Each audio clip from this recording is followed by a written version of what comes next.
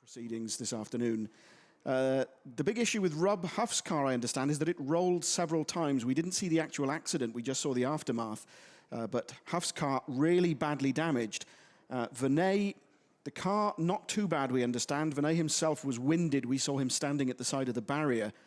But fingers crossed he will be fine.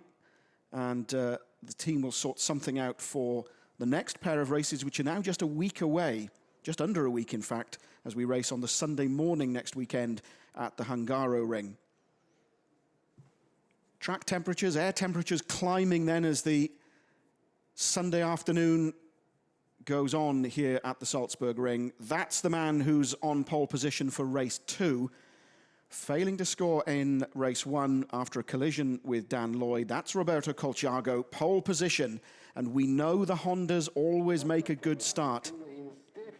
Alongside Roberto Colciago, another Italian in the dark blue Volkswagen Golf of West Coast Racing. That's Gianni Morbidelli, who's quoted after the first race as saying he thinks that the circuit here at the Salzburgring is too dangerous. That's not something we'd heard beforehand. Although, of course, we have had the 4 accidents so far this weekend. This is the grid then. The front row, Colciago and Morbidelli. Stefano Camini and James Nash on row 2. Thomas Jaeger, who did brilliantly in race 1 alongside Attila Tashi on row 3. Row 4 is Pepe Oriola and Dusan Borkovic. What could he do in race 2? Mato Homola alongside Dan Lloyd, row 5. Frederick Vervisch, David Kajaya, Jens Moller and Stian Paulsen. Gregoire Demoustier and Giacomo Altoe. Duncan Indy managed to get the car going again, only fairly superficial damage. Attilio Bettera and Vesnic, Milovan Vesnic in the Audi, bringing up the rear of the grid. Because we've lost the 2 Leopard Volkswagens, we went from 23 entries to 21 for race 1. And a problem for Thomas Jaeger possibly on the grid. Yellow flag. No, indeed, he is away. Stall, I think, was the only problem there. But a few anxious moments for Opel Motorsport, the Kissling team who are here running Thomas this weekend. They'll be hugely relieved that he's underway. And just to confirm, by the way, that we saw that tyre, that rogue tyre, bouncing across the track right at the closing stages of race 1. I said at the time that I thought the only car it could have come from was Stefano Camini. That's now been confirmed, thanks to Twitter also confirming it, but it was the rear tyre on Camini's car. The team called him in to replace the tyre, and it was Camini that said, no, I don't think the race is going to restart, I'm going to stay out. Now, that was a gamble, and it paid off, clearly, because Camini finished 3rd, took his podium for the first race, and obviously starts from 3rd on the grid for race 2, so what can he do? Can Morbidelli defend from the charging Camini off the line in that run down to turn 1? 15 laps lie ahead, remember, with the standing start. And it would be a brave man that would bet against Roberto Colciago being first into turn 1, the Emco chicane. But will it be Morbidelli or Camini, or indeed James Nash? There he is in the red and white Seat of the Lukoil Craft Bamboo team behind Camini. The first races tend to be a little more sedate, he says with his fingers crossed, because people have obviously got an eye on race 2.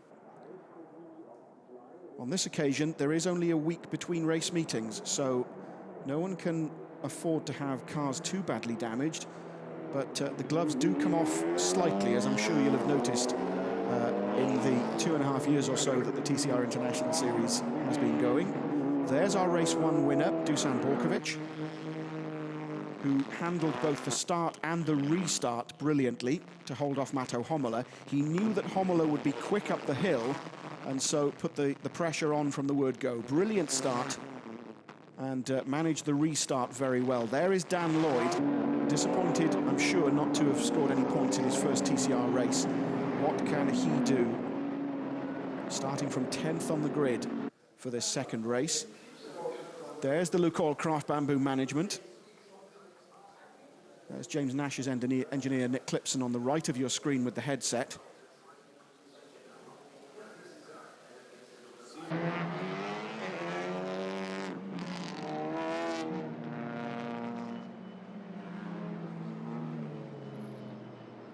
So Lloyd will have Matto Homola alongside him on row 5 of the grid.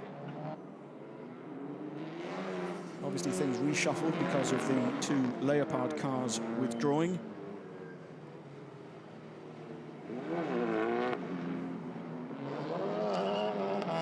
I've hardly talked about Attila Tashi. There's Rob, who did take a bit of a battering.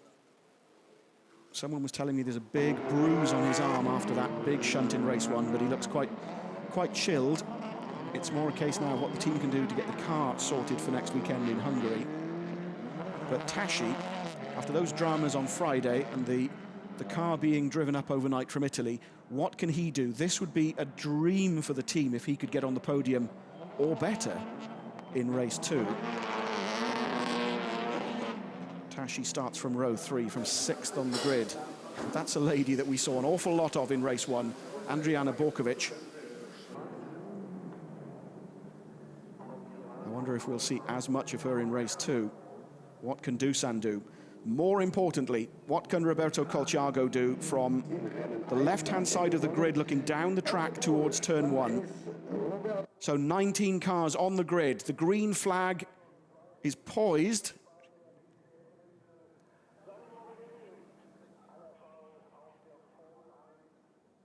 It's finally being shown. We're moments away from the start of this 10th round of the TCR International Series. The lights go on. They go off. Watch Colciago. Brilliant start as we expected. But through comes Nash. Nash it was, alongside Stefano Camini. Camini behind Morbidelli. It's Tashi on the outside. So going down to the turn 1, the right-hander, it looks like Colciago has it from Nash, who's just ahead of Morbidelli. Who has Morbidelli got the line? He does indeed. Tashi is up to 4th ahead of Camini as Jaeger goes across the tyre stack. That won't have done the car any good at all. It's Colciago who leads from Morbidelli, from Tashi. What happened to Nash then? Because Nash was alongside Morbidelli. Tashi gets through then, as away up the hill goes Colciago with Morbidelli in hot pursuit. I was saying at the start of race 1 that it's the tyres that come under all sorts of pressure, no pun intended, here at the Salzburgring, and that's, I understand, what caused both of the incidents involving the Leopard cars, as Camini just squirrels a little under braking, moves to the outside of Nash. Nash, though, has the line for the right-hander at turn 9. Oriola in close attendance as well. Those 3 running together, that's our top 6. Nash runs slightly wide, but Camini is now blocking Oriola. So Colciago it is who leads the field with a very attentive Gianni Morbidelli just behind him. They go through the chicane for the first time in this race 2. Roberto Colciago crosses the line for the first time then. Colciago leads, Morbidelli, Tashi, Nash, then Camini, Oriola, Vervish, Kajaya up to 8th, Homola 9th, and Thomas Jaeger down in 10th, rounding off the top 10. You saw briefly there Norbert Michelic, Bosch of the Mira Racing team, as Homola is alongside Jaeger. Homola defending 9th, Lloyd scrapping with Borkovic, I think it was.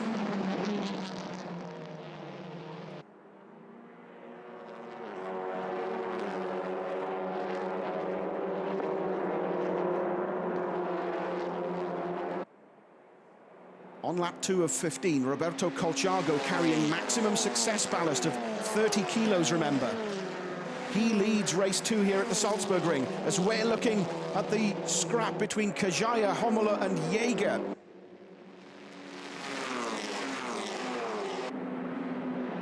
Through goes Tashi. Tashi overtakes Morbidelli.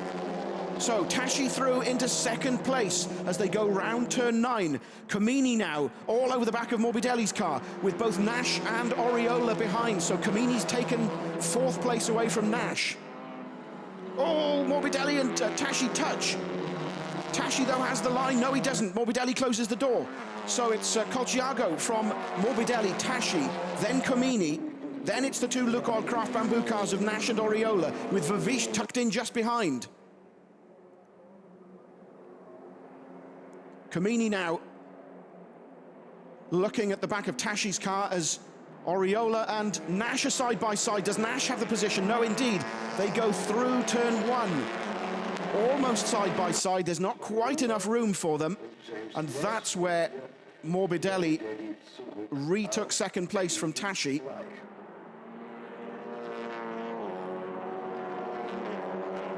Vavish now in the mix. 74 is Oriola, 54 is Nash. Nash has the line, or does he up the hill?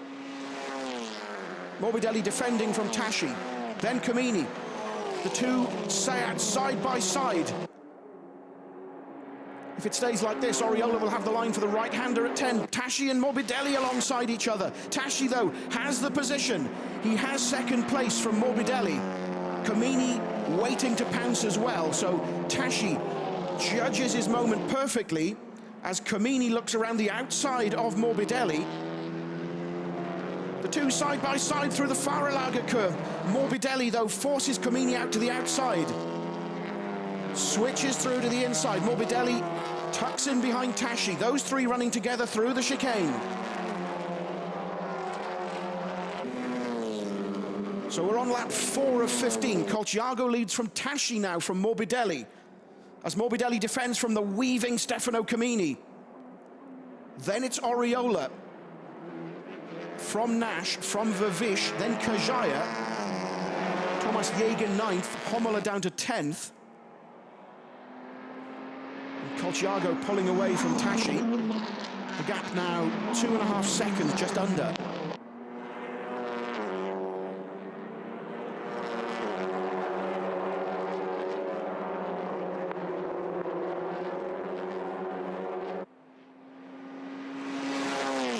That is opening up to be quite a gap from Roberto Colciago back to Attila Tashi. Tashi off in pursuit of his Mira Racing teammate. Remember, Colciago already a race winner this year. Comini looks up the inside of Morbidelli as Kajaya goes alongside Vavish in the second come-to-you Audi. Comini takes Morbidelli going through turn 9.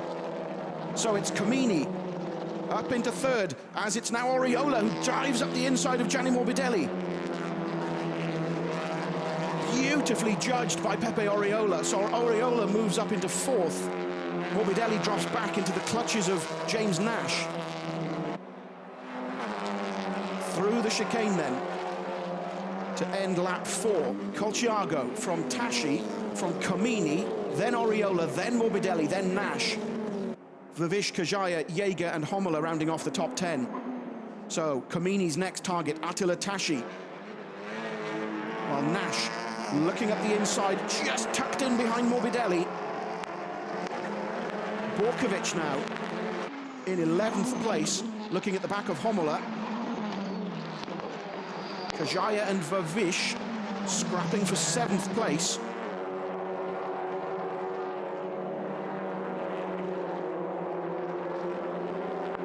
Jäger also in that scrap. Can Kajaya use the slipstream from Vavish to slingshot past the Audi as they go up the hill? He takes a look, he moves alongside. He's just ahead, but Vavish has the line. Jäger too goes down the outside, they touch. Jäger takes 2 places while that scrap was going on between Kajaya and Vavish. It's the young Austrian driver, Thomas Jäger, who leaps from 9th up to 7th. Let's take a look at that again. And Kajaya was more worried about Vavish than he was keeping an eye on the mirrors on the left-hand side. Top 6 as you were, but 7th is now Jäger, ahead of Kajaya. Vavish drops to 9th, Homola still 10th, Lloyd up to 11th, having passed Borkovic.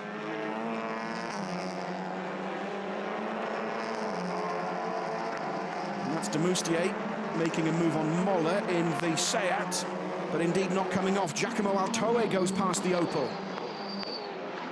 and that's the scrap for 13th place. Oh, collision there between Dan Lloyd and Matto Homola as they went through the Knockstein. Now, I thought that Homola was slowing, and Dan Lloyd muscled his way through, so Lloyd up into 10th, with Borkovic also in close attendance. But no, indeed, whatever the problem was, whether he just missed his braking point for the right-hander, it's Homola now coming back at Dan Lloyd. Homola alongside. Lloyd has the line, though, for the right-hander. Homola, though, has pushed his way past, moves back onto the racing line as they head down to turn 10 at the Fahrerlager curve.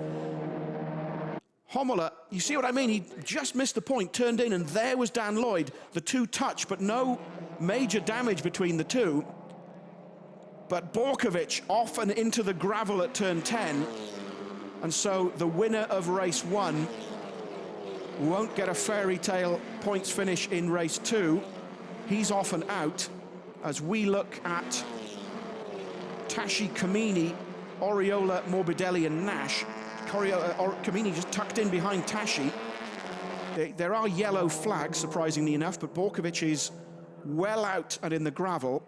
So whether they'll need to deploy the safety car while Borkovic is swept up, we'll keep an eye on.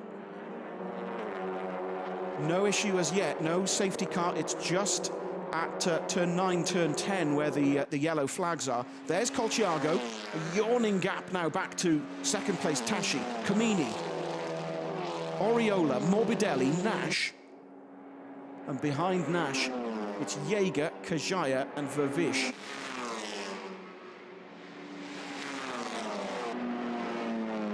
Camini biding his time.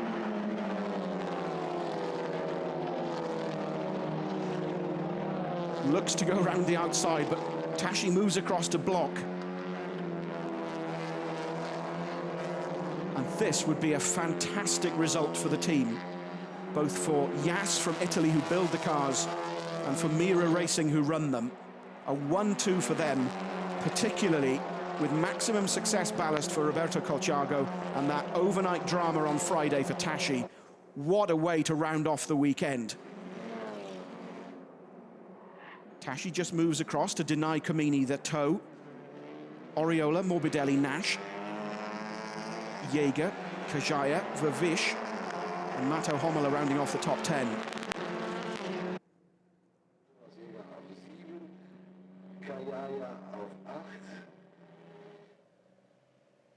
And Dusan being recovered, so indeed, no safety car. It'll just be the yellow flags until Dusan is safely off the gravel and away behind the barriers. Up the hill again then comes Colciago, Tashi, Camini, Oriola, Morbidelli, Nash, Jaeger, Kajaya, Vervish, and Homola still with Dan Lloyd in close attendance. Can Lloyd get into the points?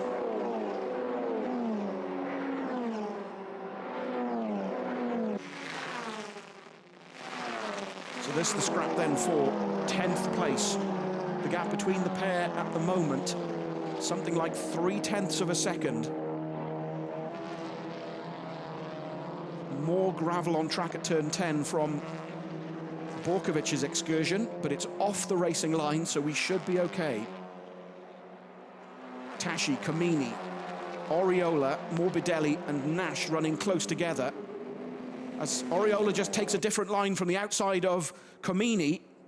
Now, is that psychological? Camini moves across to block, as Morbidelli just takes a little look, but no, indeed, that's the way they stay going into turn 1 on lap 9 of 15.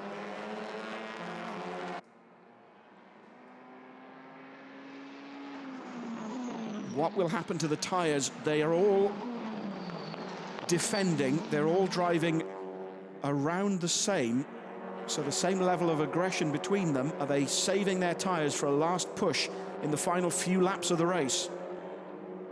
Camini only too aware that it was that red flag in race 1 that assisted his podium. There's no way he'd have possibly even finished the race without it, having lost the rear tyre. As Jaeger goes up the outside of James Nash up the hill, and indeed he's got the position. Thomas Jaeger, a brilliant overtake on James Nash, so Jaeger moves up into 6th. Next in his sights is Gianni Morbidelli in the West Coast Volkswagen, as once again Comini just takes a look. Nash, though, fights back. Nash goes back up the inside of Thomas Jaeger. This fight is far from decided. Comini, though, has the line, or does he? No, not quite. He moves across, but Tashi holds on to second place. Comini still third, Oriola fourth, Morbidelli fifth. Then it's that scrap, which I think is going to continue for a while yet, between Nash and Jaeger. So Nash retakes the position. Jaeger, though, has a look, weaving from side to side.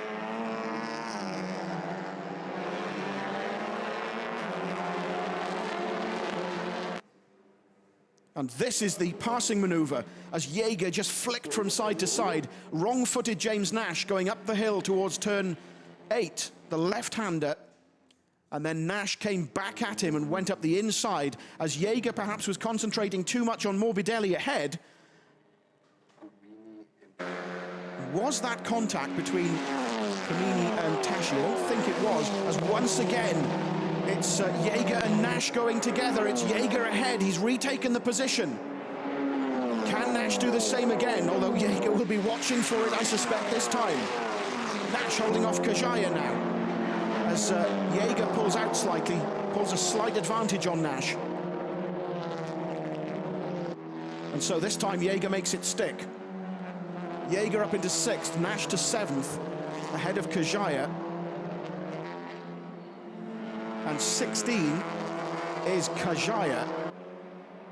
And so, despite the docking of his fastest lap in Q1 yesterday and a €2,000 fine, possibly David Kajaya has made another yellow flag infringement. And if that's proven to be the case, I don't think the stewards will be particularly lenient. Still nose to tail, they go through the chicane. There's Colciago. Tashi still holding off Comini. Oriola ahead of Morbidelli, who now has Jaeger behind him, then Nash. Then it's Kajaya. I think it's bitten fingernail time, particularly for those guys at Lukoil Craft Bamboo. Oriola could really do with a good result this weekend. With Venet not scoring in either race here at the Salzburgring, we will have a new series leader as Jaeger goes alongside Morbidelli and takes the position. So another great overtaking maneuver up the hill from Thomas Jaeger, who takes 5th. Oh! What was I saying about the Lukoil guys? That is Pepe Oriola. And just over trying, possibly, he spins out into the gravel at turn 9. Let's watch that again. And I think possibly a puncture. You just saw some smoke from the front left-hand corner of Oriola's car. So did he puncture? Did he lock up? And that takes him off into the gravel at turn 9. And so that result that I was talking about that he so badly needed will not come from this race. That means Jaeger moves up into 4th. There is a safety car coming out for the recovery of Oriola's car, as Demoustier clearly had a moment in the chicane. So the pressure on Roberto Colciago, everybody will close up, because the marshals are already with Pepe Oriola. Remember, a maximum of 2 laps under the safety car can be added.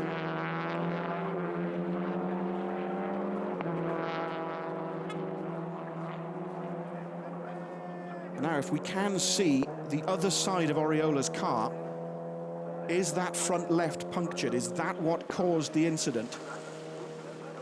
Look at it again. You see the puff of smoke, and that's where he went off.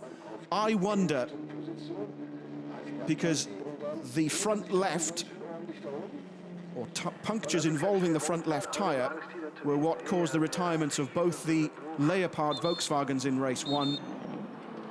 Oriola out of the car. We'll find out from him what happened when he gets back to the pits. But that is the way it's looking, and the front left, always the problem here at the Salzburgring, as we've been saying. Colciago gets some fresh air into the car as he heads around for the safety car to pick up the race leader.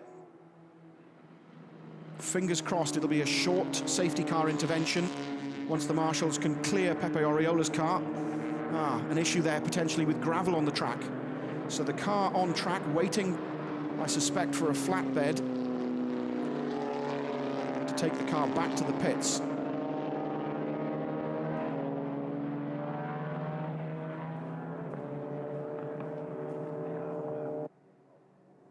So the safety car picks up our race leader, Roberto Colciago. Attila Tashi in second place.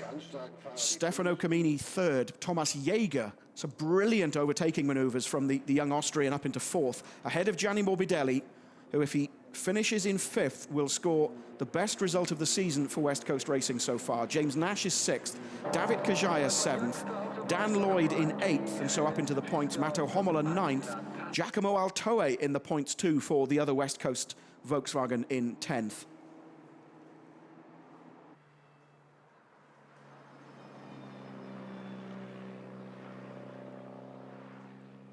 Vervish currently 12th and running slowly.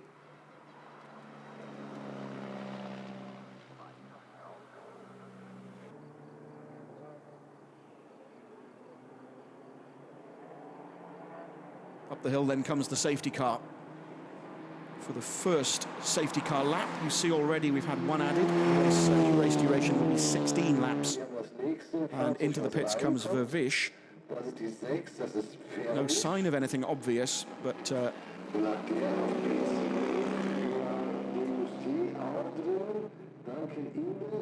sure how healthy that Audi was sounding as it went past our camera.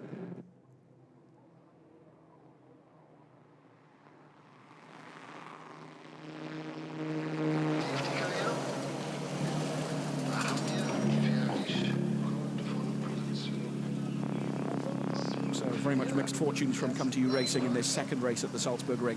They have Stefano Camini currently in the podium positions, but retirement for Frederick Vervish, who was in 12th.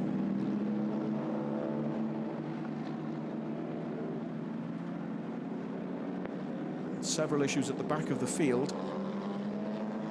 Not seen Duncan Indy at all in the Icarus Motorsports Seat this race. He's on the timing screen as in the pits, having been in the pits for some time. Borkovic we saw in the gravel. Stian Paulsen we haven't seen much of this race. He's also in the pits, having only completed 4 laps. Again, speedy work from the marshals, getting the car onto the flatbed and out of the way, getting rid as much of the gravel as they can. Bearing in mind that's the fastest point on the circuit. Now Vervish out of the car, so that's it as far as he's concerned. A shrug from Frederick, and that looks to be it. Let's take a look back then at the start. A cloud of tyre smoke from Jaeger as he makes the start, but a brilliant start from the two Hondas. Colciago dragging down to the first corner. That's Tashi passing Morbidelli. So that's Tashi getting second place.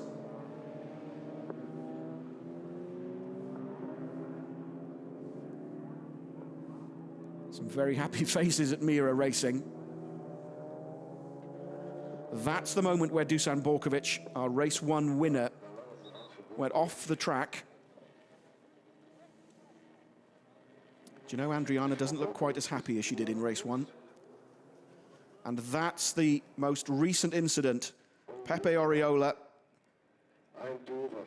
almost certainly caused by a puncture. And indeed, let's have a look as the car goes past our camera. No, indeed, oh no, it looks as though the rim, the wheel has come off, the tyre has come off the rim. So that does indeed look like a front left puncture for the despondent Pepe Oriola, who just wonders what he has to do at the Salzburgring to get good luck. So, safety car will be coming in this lap. Car is recovered, gravel is off the line. The BMW safety car will be switching off its lights at turn 10 and peeling in. And then it'll be down to Roberto Colciago to manage the restart. He has the luxury of his teammate behind him, but Tashi will be wanting to keep Stefano Camini at bay for his own reasons. He desperately wants to finish on the podium, to thank the team for all that amazing hard work after the incident on Friday. There is David Kajaya. And Kajaya, running at the back of the field, does he have a problem? Was that smoke I saw coming from the car? So, through the Fahrerlager curve, down to the chicane. They're on lap 14, so they'll have 3 more laps remaining once the safety car peels in and they cross the start-finish line. The hammer starts to go down for Roberto Colciago. In comes the safety car. Colciago very close behind the safety car. I wonder if that's going to be an issue. We're racing once again as indeed Kajaya, and indeed another puncture. If you saw the front left, you can see the car is running on the rim. And Homola up alongside Dan Lloyd, but no, indeed, Homola runs wide through the escape road at turn 1. And so the attack that Homola was making on Lloyd for 7th place just didn't come off. Tashi then, holding off Comini. That's the scrap for 2nd. Comini 3rd, Jaeger 4th, Morbidelli still 5th. As once again, Colciago has to build a gap, build an advantage over 2nd placed Attila Tashi. As Jaeger now very cheekily takes a look up the outside of Comini. Can he do it again? This is where he's excelled in the past coming up the hill, but no, indeed. Comini this time is just too far ahead for him. Moves just to block slightly. Now, does that take the pressure off Attila Tashi? I don't think it does. They all bunch up, going through the downhill right-hander at the Fahrerlager curve. Tashi still 2nd, Comini 3rd, Jaeger 4th.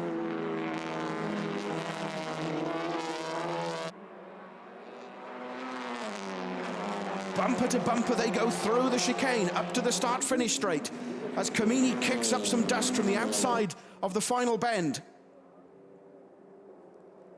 Out comes Kajaya after a new tyre, sensibly stays way off the line. Comini takes up the look at the inside of Tassi.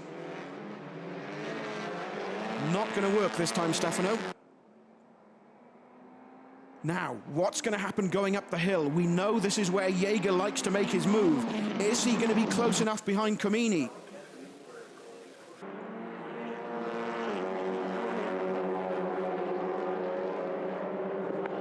Around the Nockstein, up the hill. This long left-hand turn 6. There's Colciago, Tashi, Comini, Jaeger, Morbidelli, excuse me, in the background. And Jaeger tucked up right behind Comini. This is where it'll happen. Let's watch Jaeger as he tries to go around the outside of Comini. Now the left-handed, the two side by side. Has Jaeger got the line? Tashi, though, gets in the way of that scrap. And indeed, Jaeger decides to back off and tuck in once again behind Comini, but that's where it's going to happen, folks.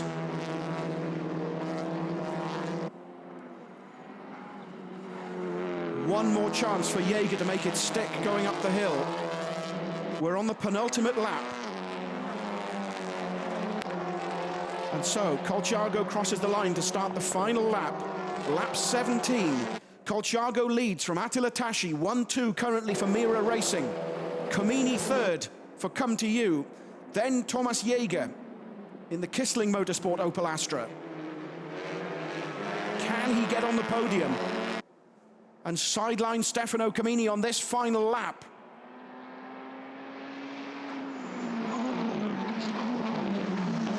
Behind, Morbidelli, still 5th ahead of Nash. Lloyd up to 7th, Altoe now 8th. Jens Moller 9th, Matto Homola 10th. But this is the scrap, Jaeger versus Comini. It's now or never, Thomas.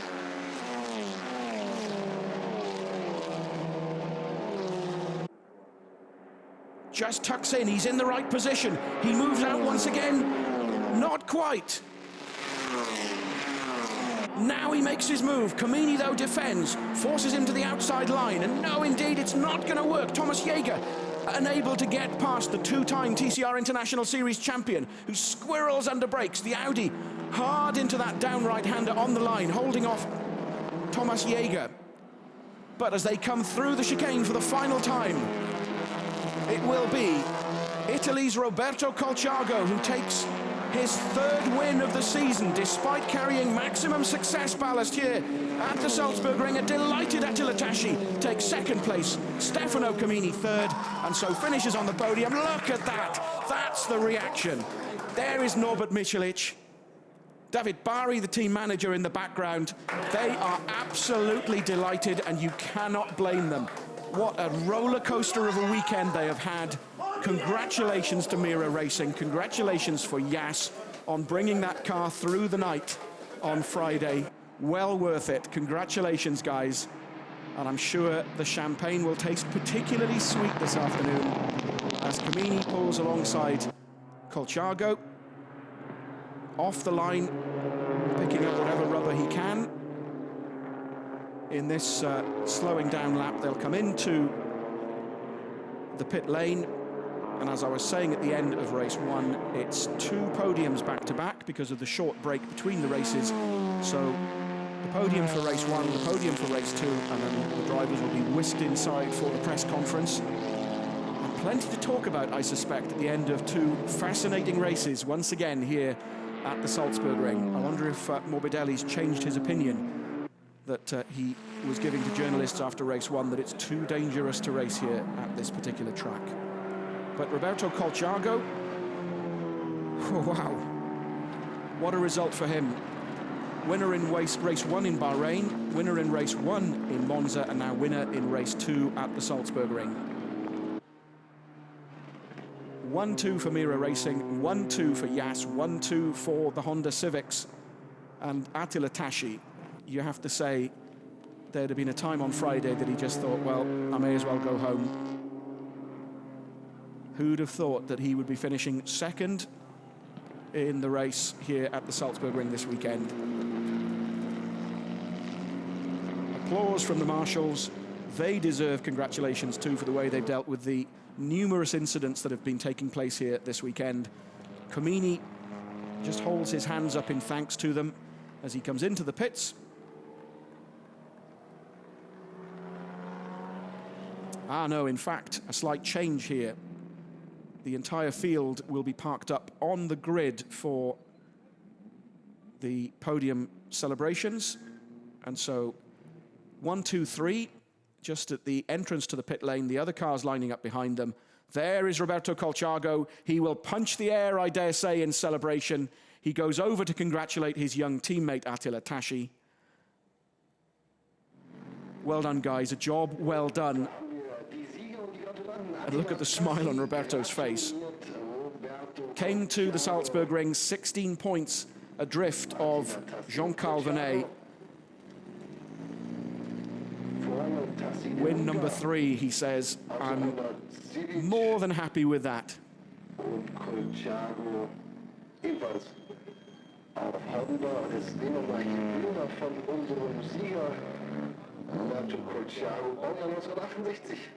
And one note on the timing screen following the race as the mechanics come up to congratulate Roberto.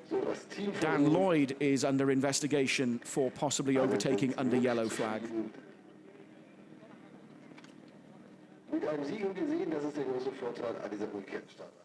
So then let's confirm the result for you from the halfway point of the TCR International Series, round 10. Roberto Colciago from Italy takes the win from his teammate Attila Tashi. Stefano Camini third, with Jaeger, Morbidelli, Nash, Lloyd, Altoe, Moller and Hommler in the remainder of the top 10 positions. 11th was Kajaya after diving into the pits for that change of tyre. And then Betera, Vervish, who pulled in, De Moustier, Oriola, Indy, Borkovic and Paulsen all retired. But let's hear from our race winner. Roberto, what a race here today. Yeah, it was really good the starting. After they have some fight in the back, so I was able to pull away a little bit. It was good. Of course, a 1-2 today for Mira. Yeah, Honda is fantastic. Mira is the best team at the moment, and Jas that build Honda is incredible. Of course, the Salzburgring provides you with a rather demanding race today. Yeah. Maybe you can tell us a little bit about it. Always a good race here. Thank you. Yeah, thanks. Thanks, Jenny. Jenny Wade, our interviewer this weekend. as Roberto is congratulated by Attila. Ooh, now that's not something I was expecting. I thought Colchiago would be leading the series by a point, but my sums, back of a cigarette packet sort of variety, weren't quite as accurate as I thought. It's Comini who now leads the driver standings ahead of Colchiago. Venet drops to third, Tashi up to fourth, Borkovic drops to fifth, and then it's Oriola, no points for him, ahead of Nash, who moves up to seventh. Kajaya, Vavish, and, well, Hugo Valente still on the scoreboard at the moment, but we won't be seeing him again at the remainder of this season. Also moving up, Morbidelli up to 16th, moving ahead of Pierre-Yves Courtals, who again we won't see, and Dan Lloyd, moving on to the leaderboard with 6 points from the Salzburg weekend. So that's the halfway stage then of the TCR International Series, and things starting to tighten up. Stefano Comini is our new points leader after having won the 2015 International Series in Seat Leon.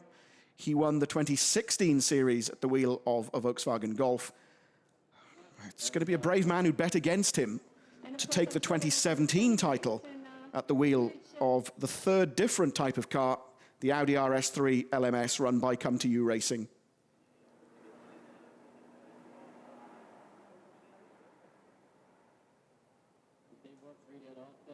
Stefano receiving the congratulations from the team. We really do need to stop that habit, you know.